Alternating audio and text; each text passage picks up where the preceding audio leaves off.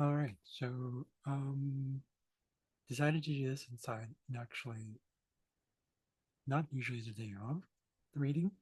But this one is specifically for both technically Leo and also Virgo, because the sun is still technically approaching the end. As I say this, as I'm reading this, this is the sun is still kind of at the critical degrees of Leo, so it means it's near the end of the sign. So that means there's a push for more leadership roles. The moon is transiting here, or the moon is here, conjunct the sun. So that means that this is where Leo and Virgo probably feel, especially if your birth charts show that your sun and your moon, or your sun in either one, is closer to the degrees of this of Leo, like the critical degrees of Leo, the ends, about 25 to 30 degrees, and or close to that mark in the Virgo sign.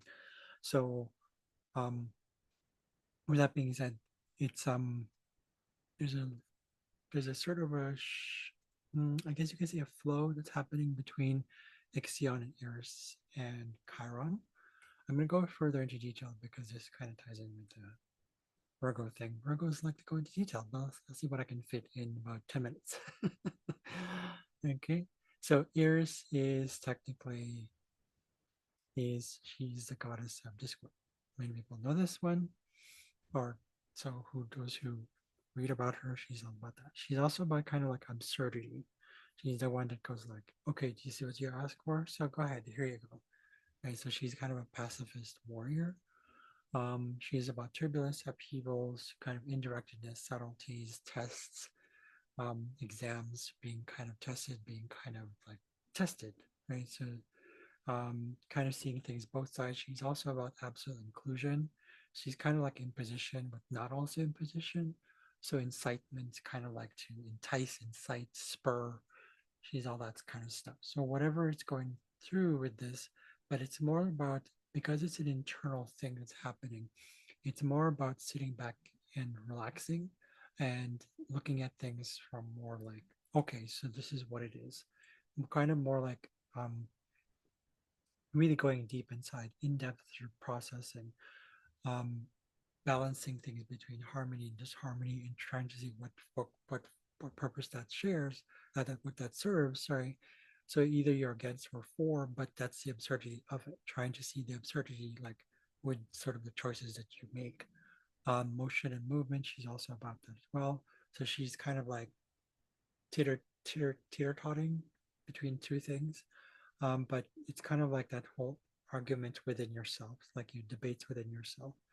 Probably sadomasochism is probably part of this one, not to be like that, but there's antagonism probably within yourself.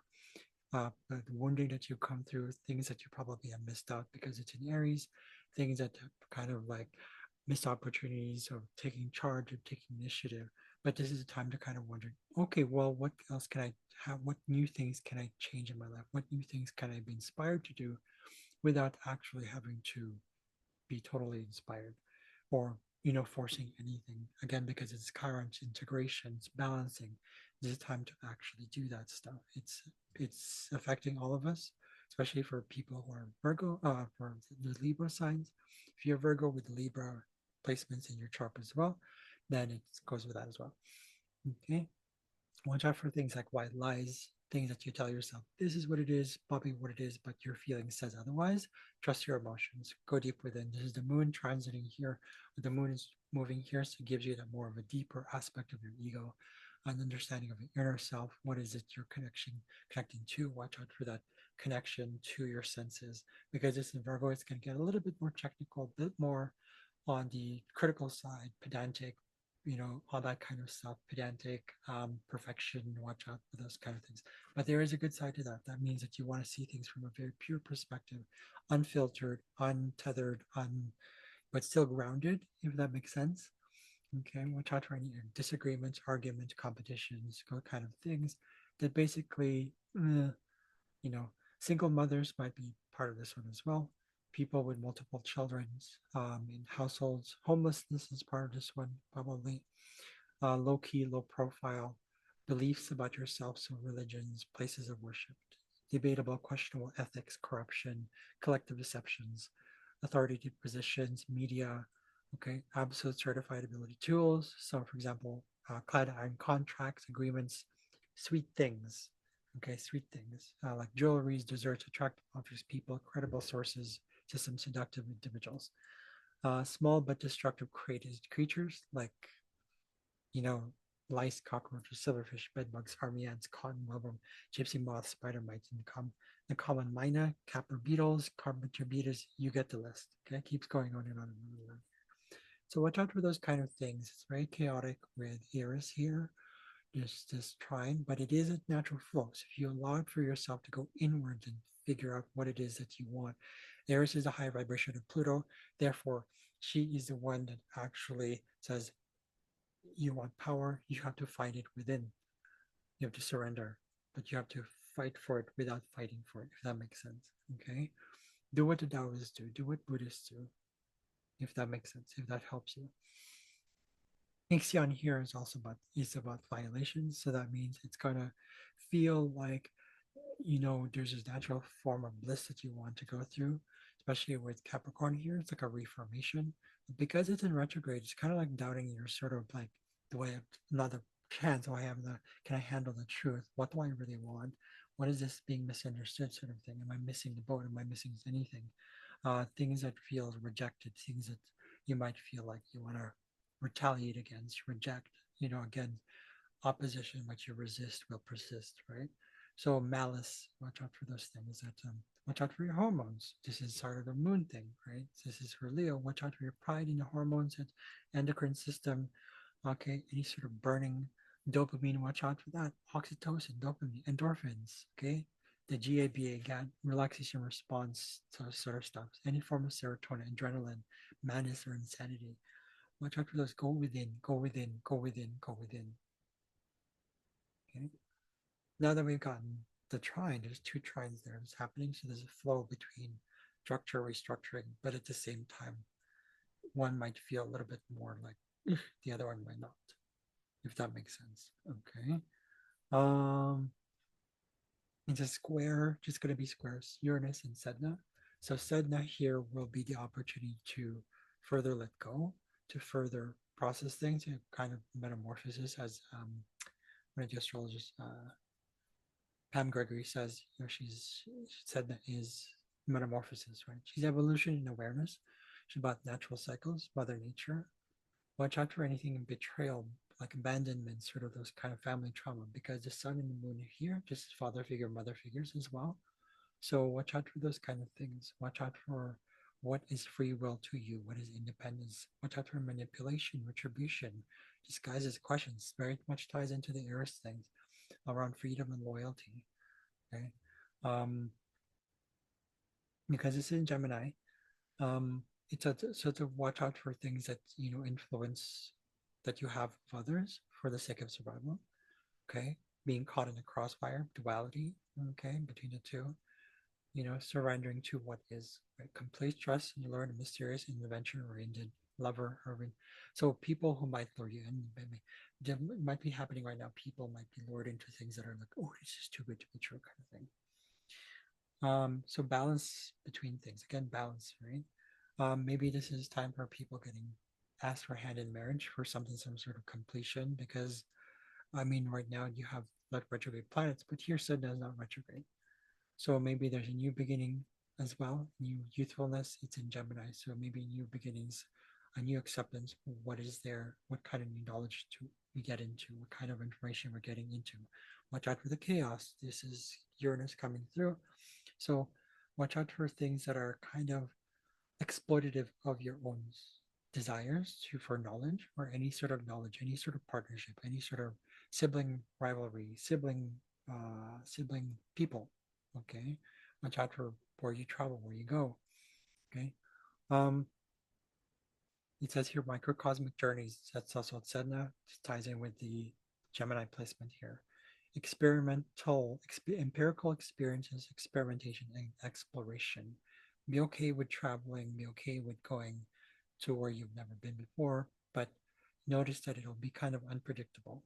Okay. Be okay with the myth and science and the balance between myth and science of what you experience. Don't be so close minded. This is going to be a struggle between for Virgo and Leo, especially because these are harder signs than Gemini. Gemini is the most flexible. So watch out for that. Okay. Nature, going to places where you've never been before. Okay. Watch out for unsustainable things, but don't watch out for it. Okay. Watch out for things that might seem kind of strange, kind of like, again, know, this might be a hard time for some people to lose weight. Um, but again, sometimes, that has a purpose. Find a gift behind that. Find a gift, find a gift, find a gift, go within. Okay. It might be famines. Okay. Might be sort of things to the oceans as well, ocean floors, storms, tornadoes. Okay. Cold places as well. This is probably tying into cold places. Maybe some of us might not be open to things like cold temperatures, sudden cold temperatures. It's like, it's okay, go within. Find a gift within. Find a gift within. If you know what I mean, you know what I mean. If you don't, go within to find out what I mean by that. Okay. Vigilance is part of this one as well, but also vigils, watching out for, honoring and revering in reverence to many things. So I don't want to take too long on this one because we only have 10 minutes. Okay. It's also an opportunity to just grow into coming back to youthfulness and be kind of curious and be in the moment. Almea is still in Scorpio. It's a transformation for us to actually be able to go within and find the fertility, the seed within the egg, the internal cosmic egg within, if that makes sense. That's Haumea. So it's about really finding, not even finding anything, but trusting that thing within. Again, like I said, keep going within, going within, going within. Regeneration is part of this one. Sometimes might have to sacrifice certain things, but where it doesn't necessarily feel like a sacrifice, it's more like a letting go. Okay. So new things, creativeness, watch out for, go watch out. Be mindful of the creativity you have within. Manifestation comes from within. Trust Gaia, trust your inner seed of life, trust that God will provide, your inner God, your inner divinity. Trust all that stuff. Try to trust your inner intelligence, your wisdom. Okay. You will sustain yourself. You'll be more patient when you actually allow yourself to go within. Transform, transform, transform. Surrender, surrender, surrender. Okay. Your DNA will change because of that as well. This is a Haumea in Scorpio right now. That means cell walls, your DNA strands most likely will change as well if you allow for it, especially when the thing going on with Haumea. Okay. Um, don't worry about the enemies or rivals you have. They're there for a reason. They're a mirror to you. Okay. How many times do we have to say this?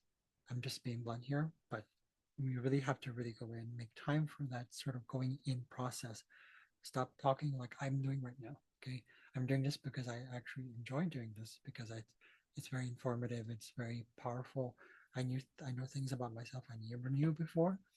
Watch out for your skin as well. This is part of yourself. It says it's going in also means that you're slowing down, and that's okay. Okay. Go for guidance from within. Okay. You might get also role models externally, like people in your family. Fathers probably is part of this one. Foreign people you've never met before. Farmers also included in this one. People who do flowers, people who aren't farming crops, harvesting, permaculture. Okay. Incantations. Maybe some people might be open to that. Alchemy, magic, potions. Okay. Things that need to be shaped again, things that need to be reworked. So pottery might be a good thing for just time. Singing, dancing, rhythm, music. Silence is as well. It's a good music. Okay. So domino effects, magnetism, tied to the moon. Okay, so it could go on and on and on and on and on, but it's all about going back to yourself. This also probably includes ancestry, by the way. I forgot adaptation, evolution. Okay, so there's so many things we can go into. Food supply. Don't worry about food. Things will come. Don't worry about food. Don't worry about sustenance. Don't worry about those things. When you go inside, you'll know where to go. So it's a flow that happens in life, and this is one of the things that Almay is teaching us. So I think that's it for now for both Leo and Virgo. From my heart to yours. Thank you very much for watching. See you guys later. Have a good one.